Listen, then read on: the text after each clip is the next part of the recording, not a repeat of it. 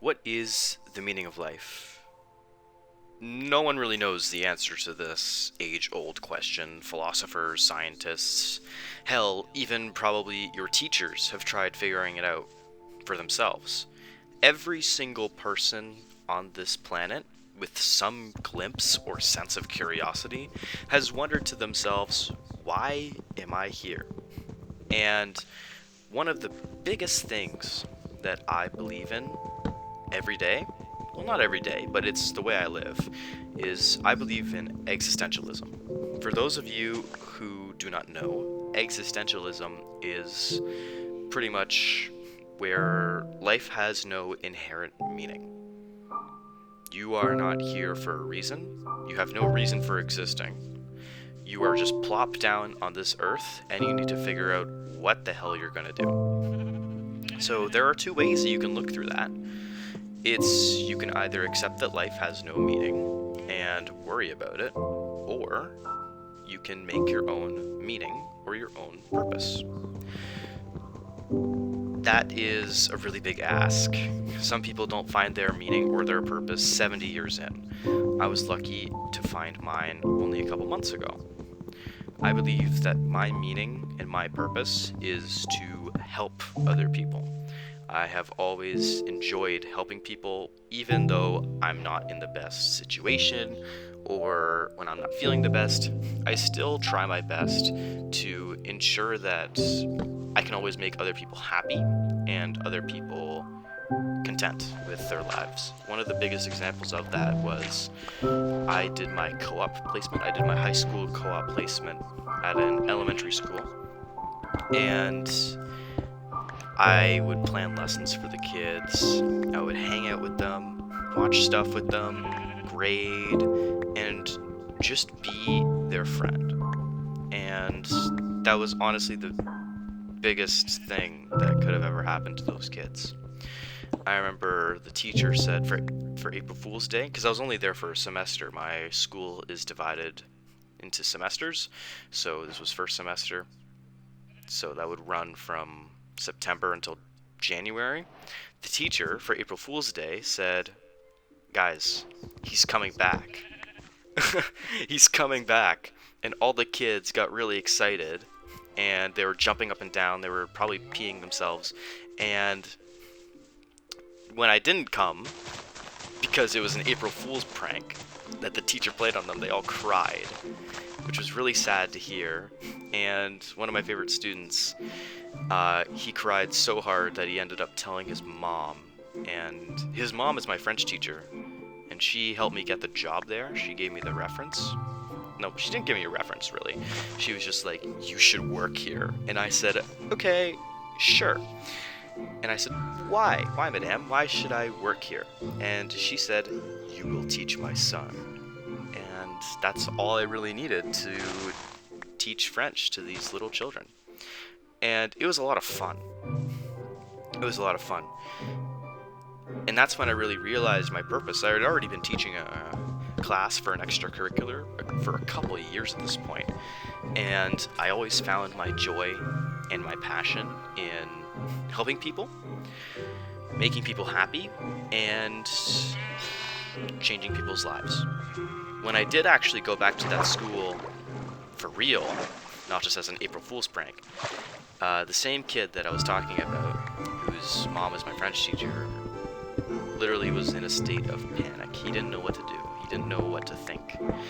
He was just so out of his mind. He was just like, what? You're real? So when I went over to comfort him, I was just like, hey, how you doing?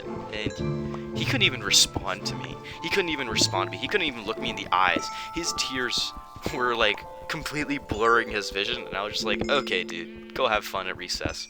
Because I could only be there for my lunch break, which was an hour long, and I only had to be there for like maybe 40 minutes, because it was a 10-minute walk there, 10-minute walk back. But that's when I really found my purpose, and I'm really fortunate to discover that in high school.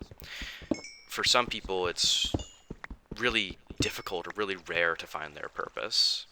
And that's what I think people should be focusing on, rather than, making money, getting a girlfriend, because people will always say, I would say, I'll be happier when I'm in 10th grade. I'll be happier when I'm in 12th grade. I'll be happier when I get a girlfriend.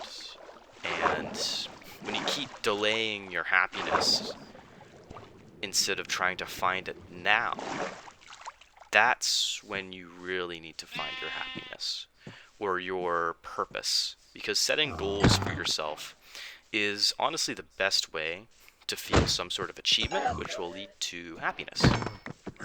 That was a really big side tangent, side rant. Back on track to existentialism. So, one of the things that we learned in drama class in high school is that existentialism is pretty much existence overrides essence. So that means we have to really make our own meaning of life. So, to summarize so far, the idea of existentialism is that there's no real inherent meaning of life. We just have to make it up for ourselves. So, for existentialism, we were learning about it in drama class because it tied in with theater of the absurd. So that would be absurdism. Absurdism is pretty much nothing makes sense. It's just a bunch of different things smashed together.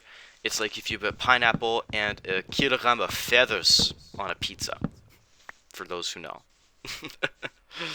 So, it was really interesting because we had to do a certain script. We had to stick with one general play. We did one play, but we were split into groups and we got to do mini segments of the play, and we would be performing these in order. So my friends did section 1, some other friends did section 13. I got placed with section 14. I don't really remember the number, I'm just making that up. But I was doing a solo performance because it was an odd number of people. So I volunteered. I stood up, put my hand up to the sky and said, "Hey, Miss Teacher, I will volunteer. I volunteer as tribute." So pretty much I did mine alone, which was really great because I had the complete creative freedom to make anything that I wanted. So what I did was a shadow play. I'll put that up on screen. I'll put a little bit up on screen right now. Can't forget about those small, vicious children. And pretty much it was about some guy who had amnesia and kept forgetting who he was, so he would record voice messages for himself to remember who he was, and he would record voice messages occasionally back to himself.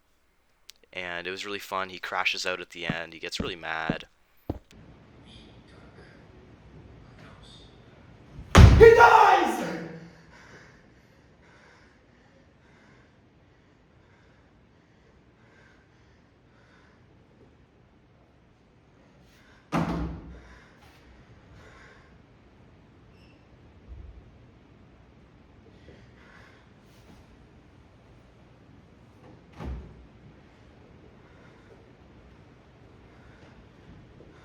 And it was a really fun performance overall.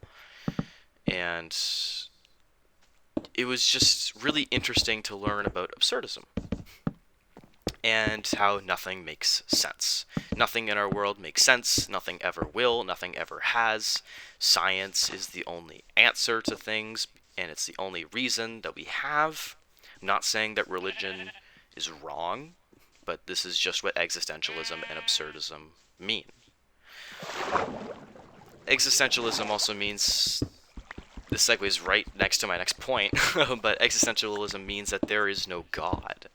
There is no God. We are just plopped down on this earth, and we have to figure out what the hell we're doing as a society. And I'd say we're doing a pretty okay job so far. Some of you might know this next part already. It's called an existential crisis. Everybody has or will have this in their life. You might have one when you're 12. You might get one when you're 2 wives in, smoking a pack of cigarettes a day, and you're just like, what am I doing? An existential crisis is pretty much where you get really upset and get really worried, and you start questioning why you're alive. Why are you here? Why do you matter? Why does this life matter? And those are the questions that you're asking yourself. And that's what an existential crisis is, which ties into existentialism. Go figure. And the reason that this happens is because most people haven't found their purpose, or they simply lost their purpose, such as losing a family member, going through a breakup, going through a divorce, losing a pet. These are all examples of reasons you will find your purpose, and you'll start questioning, oh, why does this always happen to me? Why does this happen to me? This never happens to anybody else. And the thing is, yes, it does. It happens to everybody. Sonder is, in philosophy, a feeling that's really hard to describe. And you don't really discover it through school or anything. You just get it through life. Just ignore my name. Ignore my name in Minecraft. It is the feeling or sensation when you know or realize that everybody else around you has a life as complex and as dirty, as great as yours. You might be sitting on the other side of the screen, maybe playing Clash Royale, playing a game of chess, or just doing something else. And you may or may not have realized that other people do the same. Other people have free time. Other people have jobs that they hate. Other people have that one person they just really want to get rid of. Everybody has these experiences. Everybody knows what it's like to get broken up with. And once you realize that other people have lives as meaningful and as complex as yours, it's really... It's such a bizarre feeling, you know? It's like that je ne sais quoi. I don't know what it is. But this Sonder ties into existentialism a little bit because you don't know your meaning, and no one else does.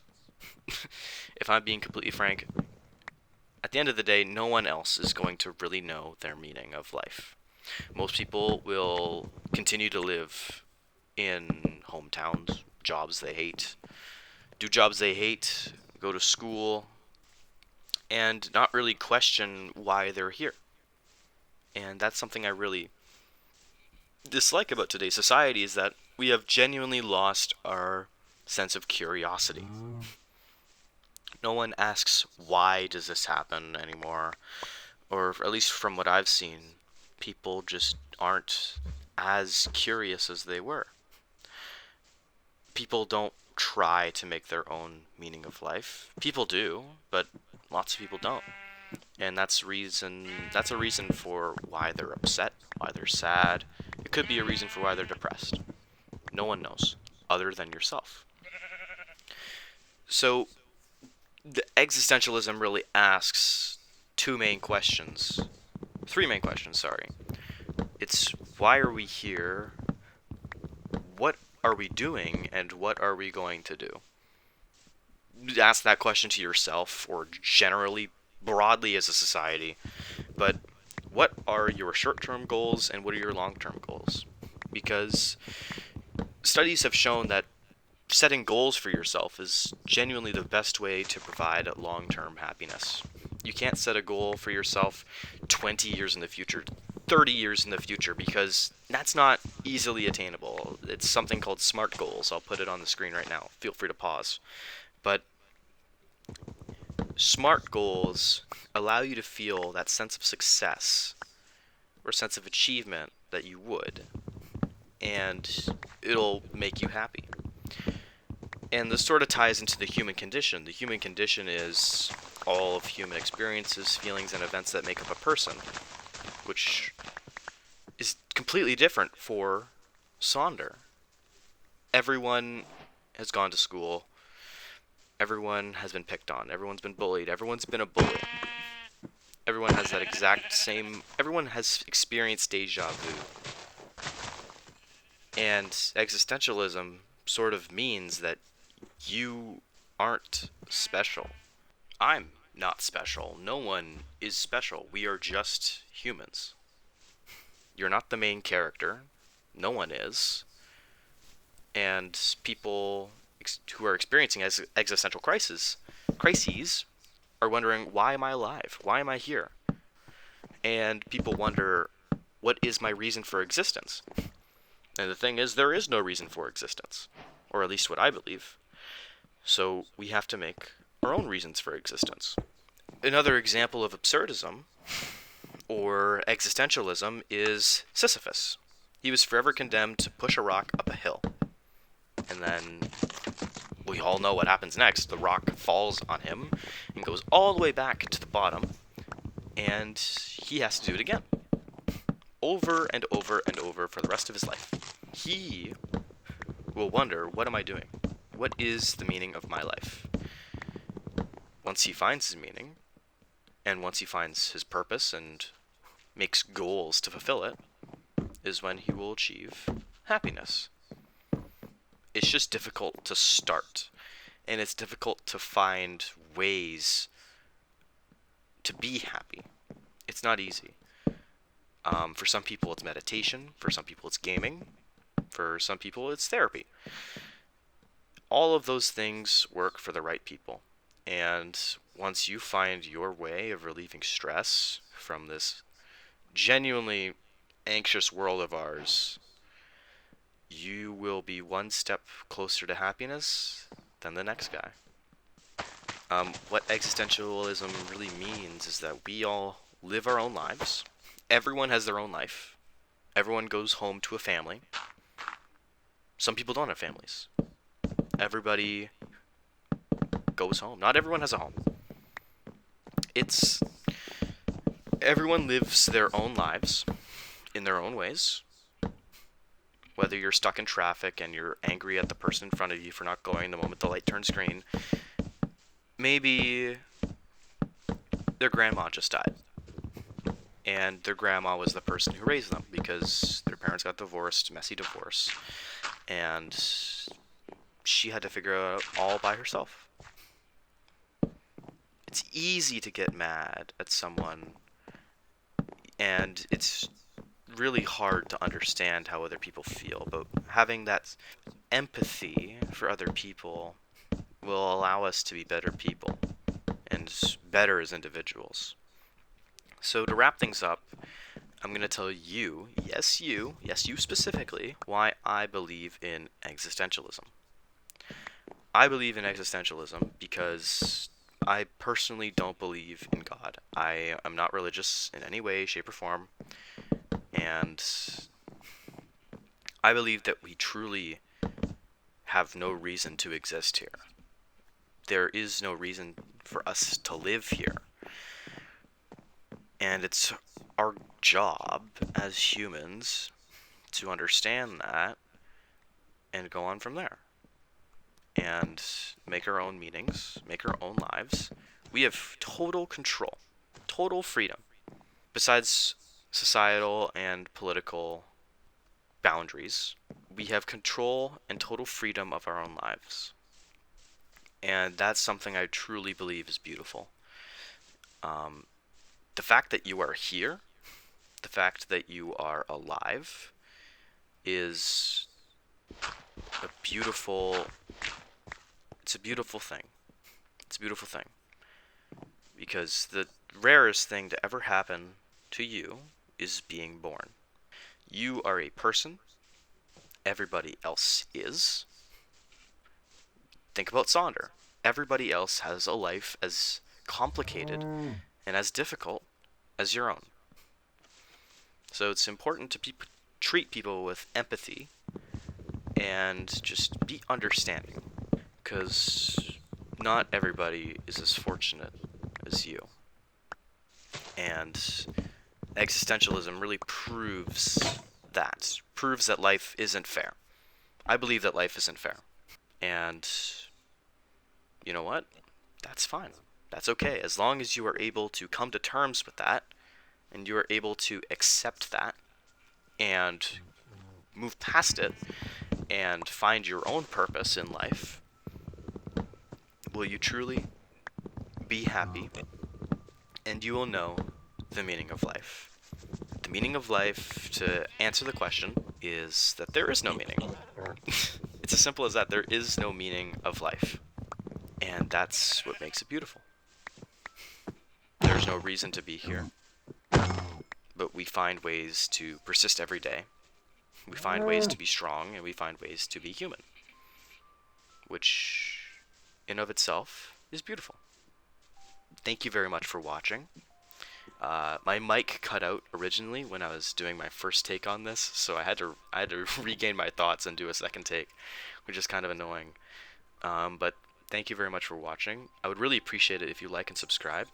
I'm just trying to start up my channel, and I'm going into my senior year of high school, and I should be posting frequently. But don't worry, I'll be making more interesting and more riveting stuff when I get into university. So make sure you stay subscribed and you like this video, because I want you to. Thank you very much, and I'll see you in the next one.